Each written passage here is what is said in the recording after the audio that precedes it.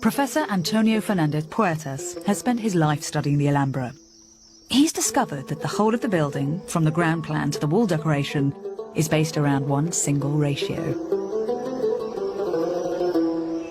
I think everything is so perfect because everything is under control of the proportion and very, very simple. You notice that there is something magic about these buildings. There is something marvelous in your surroundings.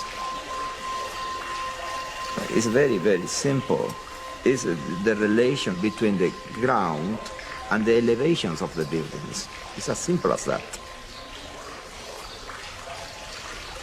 The king ordered a new palace. He has a limited area to build the palace. To west, east, and south, he was limited.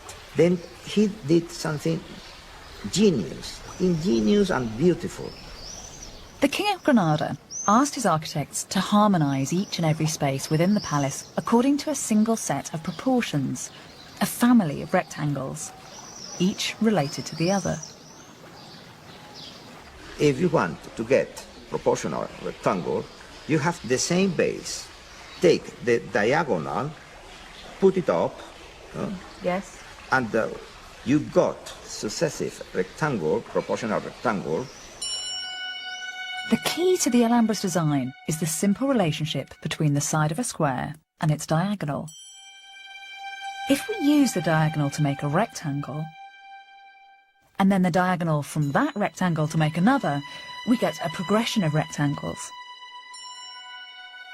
The fourth rectangle is double the size of the first, and the diagonals in this sequence are in fact the square roots of 2, 3, 4 and 5. A magical sequence. And are they doing all this just with two set squares and a piece of string? Yes. That's very clever. Yes. Every part of the intricate network of spaces, all the courtyards, the hallways, the placement of every column was designed using inspired variations of this proportional system. Proportion is also in the elevation. You have the kiosk. Here you build a square, and with the diagonal, you swing it up. Nothing violated this incredibly elaborate system. The Alhambra is a triumph of mathematics as much as it is of aesthetics. Mathematical ingenuity is the root of its beauty.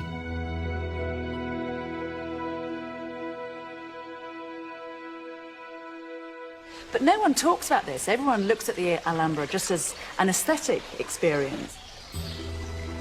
When you go to a concert and you listen to Mozart, you listen Beethoven, you listen Verdi, you don't know perhaps music, but you notice that there is something magic. Yes. It happens with that the same. You feel it. The Alhambra is so enchanting. It's all too easy to view it as a fairy tale palace, isolated from history. But that is romantic nonsense. This palace was the product of a very real, very gritty history. The Alhambra was built by a religious empire which, at the pinnacle of its power, dominated land from China to Africa. An empire which had the wealth and intellect to build such masterpieces.